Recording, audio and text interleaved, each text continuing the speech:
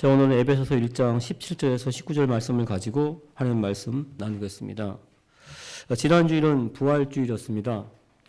하나님이 우리에게 주신 부활, 이 부활에 대한 계시 중에서, 자연 계시 중에서 애벌레가 나비로 새롭게 태어나는 부활을 중심으로 부활의 산 소망, 살아있는 소망의 점으로 하나님 말씀 증거했습니다.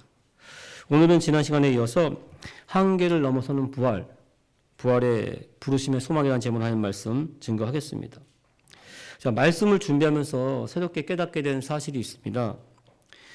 출애굽기가 쓰여진 이유와 목적입니다. 우리는 흔히 출애굽기, 말 그대로 나올 출자예요. 애굽에서 종사하던 이스라엘 백성들이 해방되어 나온 이야기, 출애굽기인 줄 알고 있어요. 맞습니다. 그런데 더 중요한 사실이 있습니다. 하나님의 뜻을 거스르고 하나님 말씀대로 따르지 않고 현실에 안주하면서 여기가 좋사오니 하고 그냥 머무르면 주어진 현실에 종이 된다는 것입니다. 하나님께서는 요셉을 애굽에 먼저 보내셨습니다. 애굽의 국무총리 자리에 오르게 했어요. 계속해서 말씀드립니다. 요셉 개인의 꿈을 이루기 위한 건 맞습니다. 하지만 더 중요한 것이 있어요. 장차 하나님의 나라를 이루게 될 하나님의 백성들을 만들기 위함이었습니다. 나라, 국가를 만들기 위한 3대 요소가 있습니다. 국민, 영토, 주권입니다.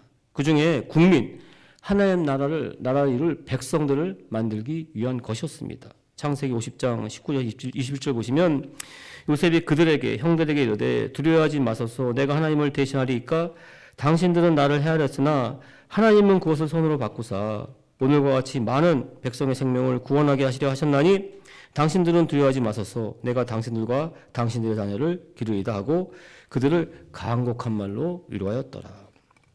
자, 땅 위를 꿈틀꿈틀 겨다니는 애벌레가 하늘을 훨훨 날아다니는 나비가 된 것, 그 목적은 꽃들에게 희망을 주기 위함입니다. 꽃들이 열매 맺게 하기 위함인 것입니다. 마찬가지예요. 요셉이 애굽의 국무총리가 된 것은 가나안 땅에 든 흉년으로 말미암아 곧 죽게 될 아버지 야곱과 11명의 형들 그리고 그 가족들을 애굽으로 구원해내기 위한 것이었습니다. 장차 이스라엘 백성들을 만들게 될 12지파, 12지파를 만들기 위한 것이었습니다. 자, 그런데 애굽으로 내려간 야곱의 가족은 나일강의 풍요, 그 풍요를 누리는 애굽에 사는 건 너무나 편안했습니다. 사시사철 마르지 않는 나일강입니다. 최소한 흉년은 면할 수 있었어요. 게다가 동생 요셉은 애굽의 2인자예요. 이 국무총리입니다. 이 국무총리의 가족으로 누리는 혜택은 엄청나게 컸습니다. 애굽왕 바로가 친히 명령을 했습니다. 창세기 47장 6절 보시면 애굽 땅이 내 앞에 있으니 땅의 좋은 곳에 내 아버지와 내 형들이 거주하게 하되 그들이 고센 땅에 거주하고 그들 중에 능력 있는 자가 있거든 그들로 내 가축을 관리하게 하라. 자, 야곱의 가족들이 머물게 된 땅은 애굽에서 가장 좋은 땅이었어요. 이 고센 땅은 나일강 삼각주 하구에 토사가 쌓여 만들어진 아주 비옥한 기름진 땅이었습니다. 게다가 야곱이 하던 일은 목축이었어요. 이 목축하는 일이 왕의 가축을 관리하는 일로 이어지게 됩니다. 이 야곱의 가족 풍요로운 삶이 보장이 됐어요. 그래서 이 야곱의 가족은 하나님이 주신 그 가나안 땅, 적과 꿀이는 가나안 땅을 잊어버리게 됩니다. 여기가 좋사오냐고 천년 만년 살 것으로 생각을 합니다. 하나님의 약속의 말씀을 무시했어요. 하나님의 나라, 영토인 가나안 땅에 돌아가지 않았습니다. 그런데 애굽의 왕조가 바뀝니다. 출애굽기 1장 6절에서 9절 보시면 요셉과 그의 모든 형제들과 그 시대 사람은 다 죽었고 이스라엘 자손은 생육하고 불어나 번성하고 매우 강하여 온 땅에 가득하게 되었더라. 요셉을 알지 못하는 새 왕이 일어나 애굽을 다스리더니 그가 그 백성에게 이르되 이 백성 이스라엘 자손이 우리보다 많고 강하도다. 이 흉년이 들지 않는 애굽이에요. 애굽은 많은 그래서 이방인 나라들이 쳐들어왔어요. 그 중에 이 애굽을 쳐들어왔어요. 쳐들어와서 그 왕조를 무너뜨리고 새로운 왕조를 세우는데 그 왕조가 바로 힉속스 왕조입니다. 힉속스 왕조. 그러니까 요셉이 국무총리 있을 때 왕조입니다. 그런데 이 힉속스 왕조는 오래가지를 못합니다. 100년 만에 몰락해요. 그러니까 원래부터 있었던 애굽의 왕조가 다시 왕권을 차지하게 됩니다. 100년 동안 야곱의 가정은 정말 비옥한 그 고센 땅에서 생육하고 번성했어요. 이제는 가족이 아니라 민족을 이룰 만큼 많아졌습니다. 이 고센 땅에 가득 찬 이스라엘 민족을 본 애굽의 그 새로운 왕조가 말합니다. 다시 한번 그 과거 이방 민족 힉속스 왕조처럼 반란을 일으킬 생각을 한 거예요. 피라미드 건설과 같은 심한 건설의 그 노동 현장으로 이 이스라엘 백성들을 내몰게 됩니다. 심한 박해와 핍박 가운데 놓이게 됩니다.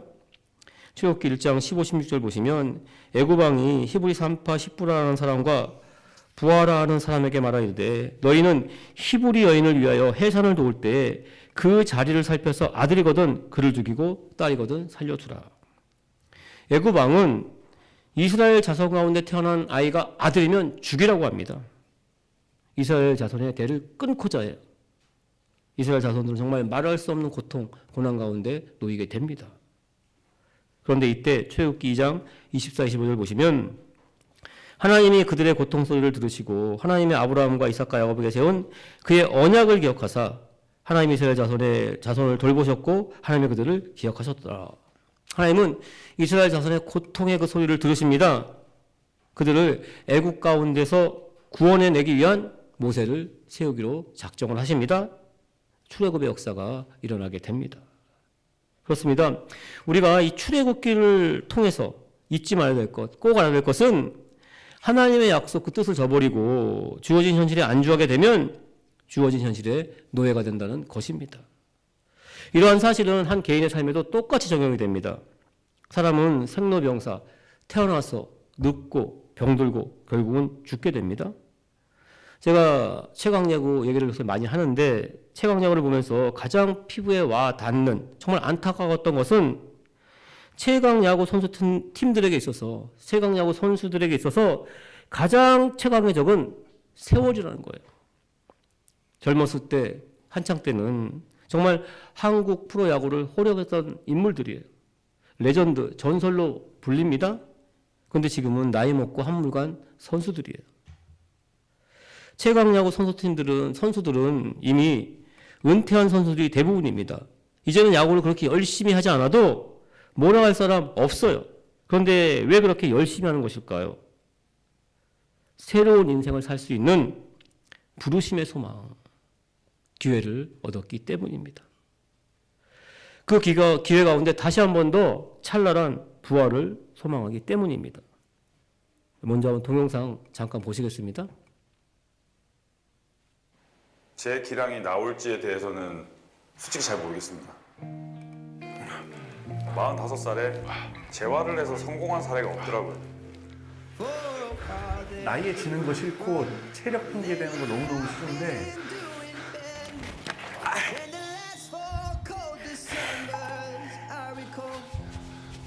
진짜 나이 먹으면 안 되는구나. 어떻게 해도 안 되는구나. 다리가 잘 안 움직인다. 그동안 뭐 했어? 예? 그동안 뭐 했냐? 여기 다시 해봐라. 그렇게 힘들어? 2,000개, 3,000개씩. 언제 얼마? 제대로 치면 그쪽 안에서 또 안 해.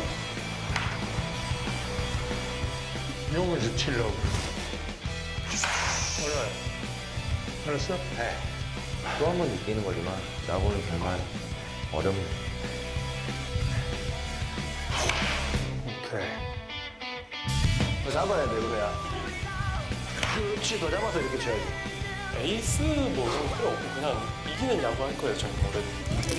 저는 아직 내가 많이 못 보기 때문에 계속 올라갈 거예요. 올 시즌 꼭 선수로 돌아올 거고 젊음을 양보합니까?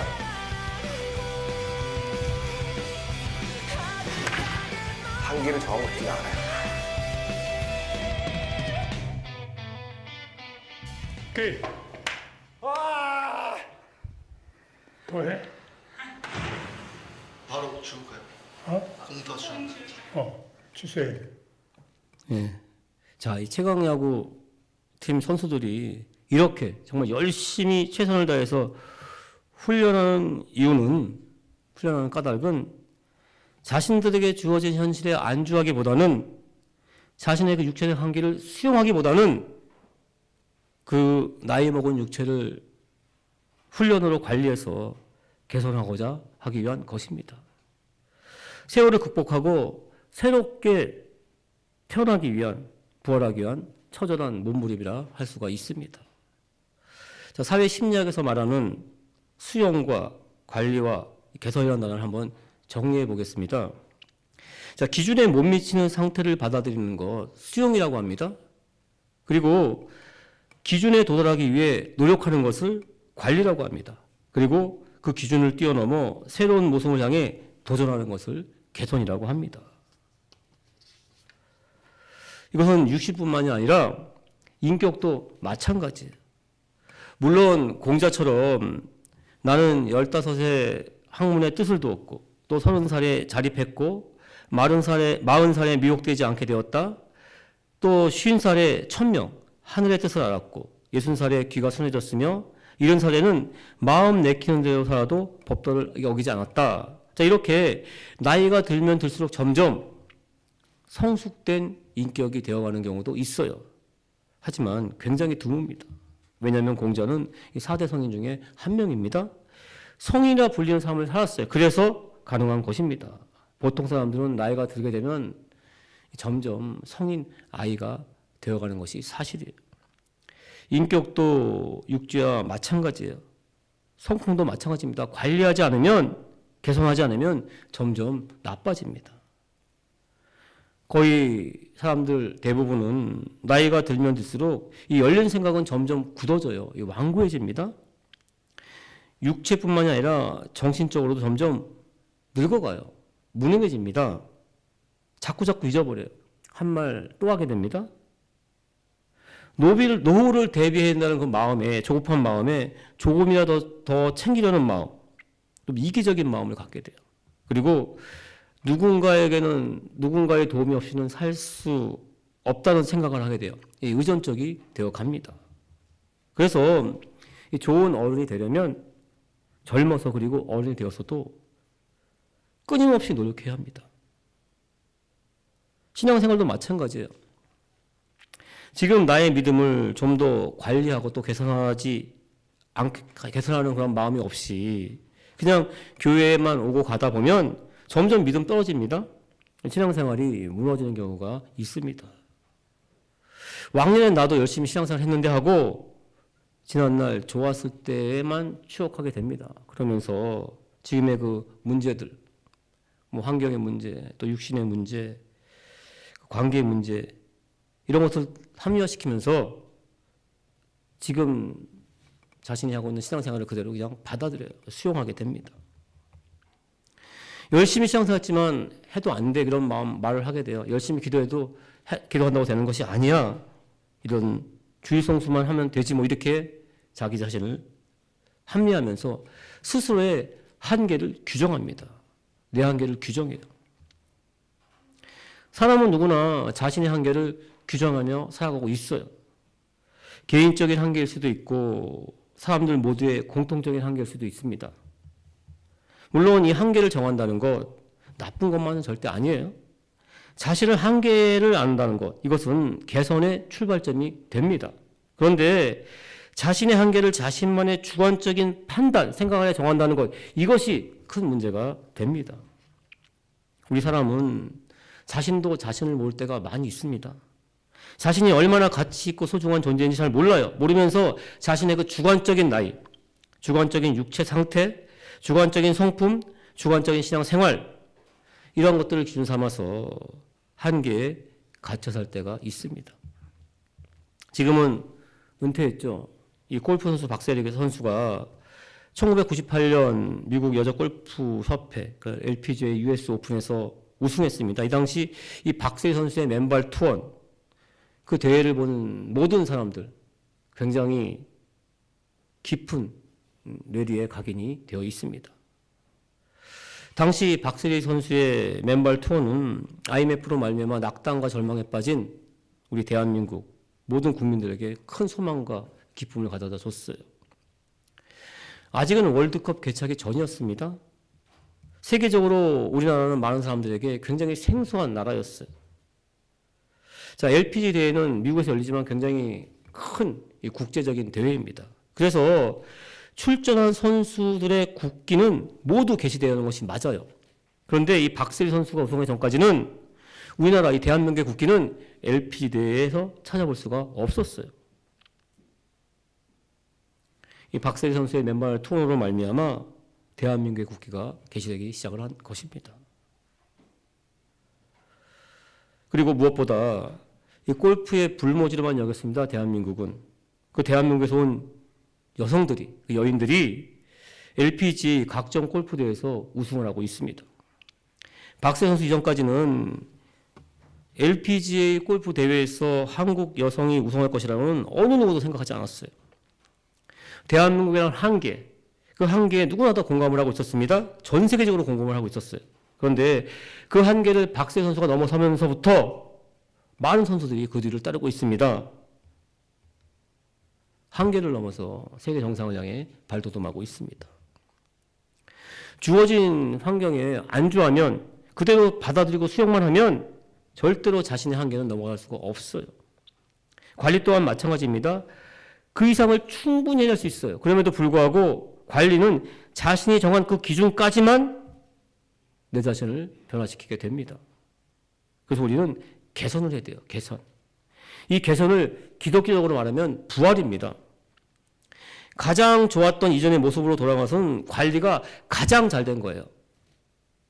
하지만 부활은 가장 좋았던 모습으로 되돌아가는 것 아닙니다. 진정한 부활은 내가 꿈꾸고 소망하는 모습으로 새롭게 태어나는 것입니다.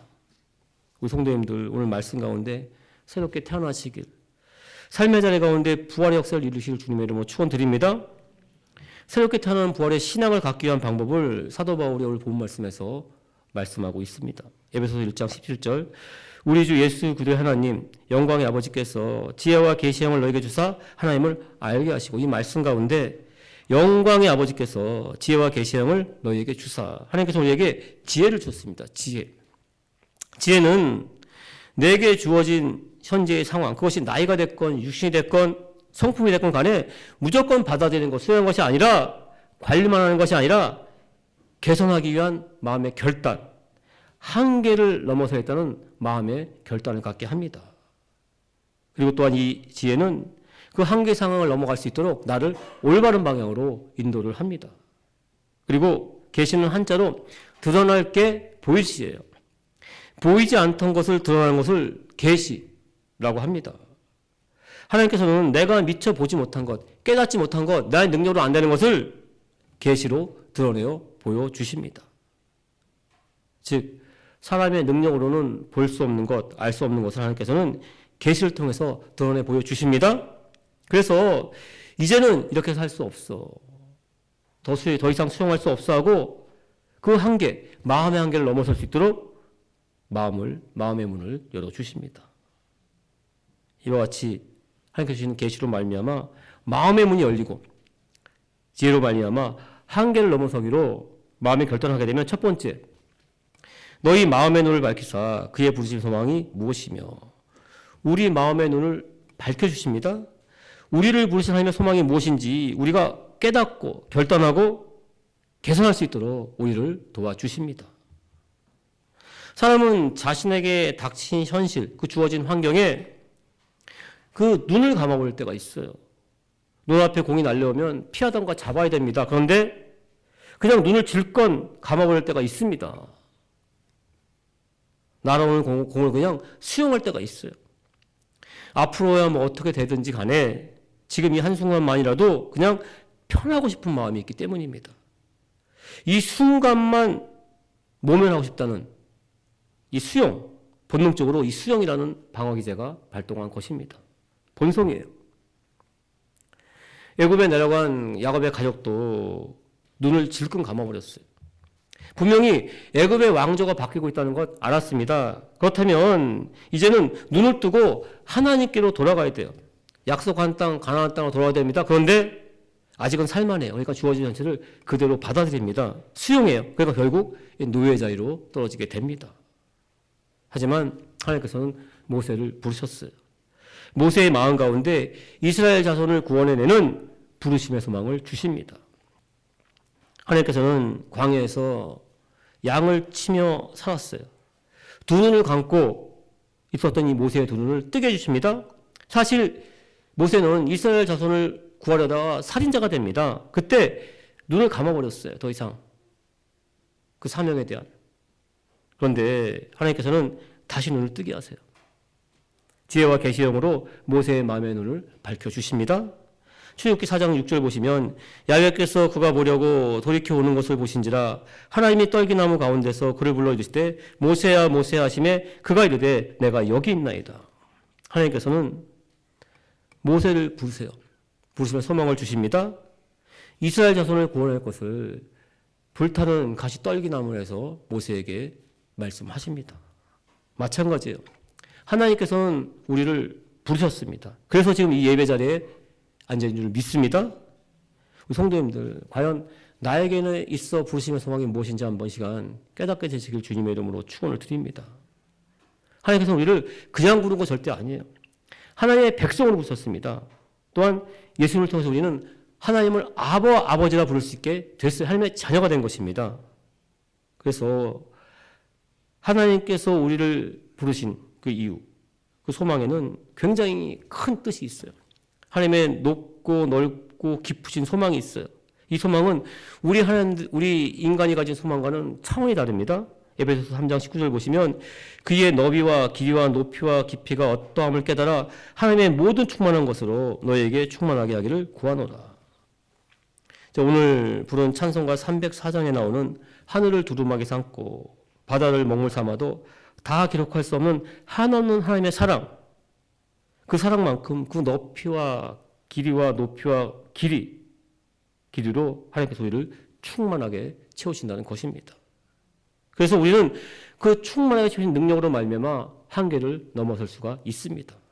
우리 성도님들, 내 앞에 계산할 것이 있다면 그저 수용하는 것, 관리하는 삶이 아니라 지혜와 계시의 영인 성령님 더욱더 의지하고 기도하심으로 말미암아 내 눈을 밝혀주시고 부르심의 소망이 무엇인지 깨닫게 해주시는 하나님께 더욱더 나아가시길 주님의 이름으로 축원드립니다. 두 번째, 성도 안에서 그의 영광의 그 기업의 영광이 풍성함이 무엇이며, 성도는 거룩할성 무리도예요. 그러니까 거룩히 부르심을 받은 사람들 안에서라는 뜻입니다. 그러니까 우리 성도님들 안에서라는 뜻이에요. 그리고 그 기업의 영광이 풍성함이 무엇이며, 자, 이 말씀 가운데 있는 기업은 회사나 공장이 아닙니다. 이 기업은 부모님으로부터 상속받은 유산을 뜻합니다.